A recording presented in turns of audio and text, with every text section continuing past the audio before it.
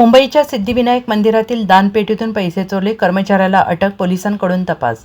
सिद्धिविनायक मंदिरातील कर्मचाऱ्याला दानपेटीतून पैसे चोरल्याच्या आरोपाखाली अटक करण्यात आलेली आहे। मुंबईतील सिद्धिविनायक मंदिर येथे एक धक्कादायक प्रकार समोर आला आहे।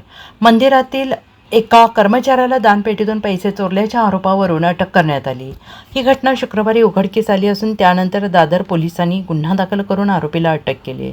त्यानंतर आरोपीला न्यायालयात नेलं असता न्यायालयाने त्याला पोलीस कोठडी सुनावलेली आहे। तसेच यापूर्वी त्याने अनेक वेळा पैसे चोरल्याचा संशय पोलिसांना असून त्या दृष्टीने तपास करण्यात येतो आहे।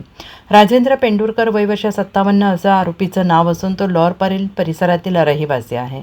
त्याच्यावर दानपेटीतून सुमारे 10,000 रुपये चोरल्याचा आरोप आहे। मात्र या प्रकरणात आणखीन काही कर्मचारी सहभागी असण्याची शक्यता पोलिसांनी व्यक्त केली असून अधिक तपास सुरू आहे। तक्रारदार हा मंदिरातच कार्यरत असून शुक्रवारी CCTV फुटेज तपासत असताना पेंडुरकर दानपेटीतून पैसे चोरताना दिसले आहेत। त्यानंतर तक्रारदार यांनी त्याची माहिती तात्काळ वरिष्ठांना दिली। मंदिर ट्रस्टने मागील 8 ते 10 दिवसांचे CCTV फुटेज तपासले असता आरोपी वारंवार दानपेटीतून पैसे चोरत असल्याचं समोर आलंय। त्यानंतर ट्रस्टने दादर पोलिसांशी संपर्क साधून अधिकृत तक्रार नोंदवली आहे। पोलीस तपासादरम्यान आरोपीने फक्त 10,000 चोरल्याचं कबूल केले। मात्र वारंवार चोरी झाल्याच्या संशयामुळे एकूण रक्कम अधिक असण्याची शक्यता वर्तवली जात असून त्याबाबत सखोल तपास दादर पोलीस करत आहेत।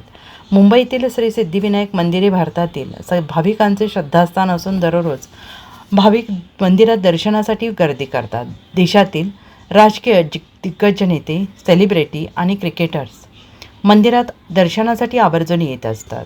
काही दिवसांपूर्वी भारतीय क्रिकेट संघाने विश्वचषक जिंकल्यानंतर कर्णधार सूर्यकुमार यादव आणि प्रशिक्षक गौतम गंभीरने मंदिरात येऊन ट्रॉफीसह दर्शन घेतले। त्यामुळे मंदिरातील सुरक्षा बंदोबस्त चोख असतो। तरीही मंदिरातील कर्मचाऱ्यांनी तिजोरीतील दानपेटीवर डल्ला मारल्याने खळबळ उडाली आहे। Bureau report SBN Marathi, Mumbai.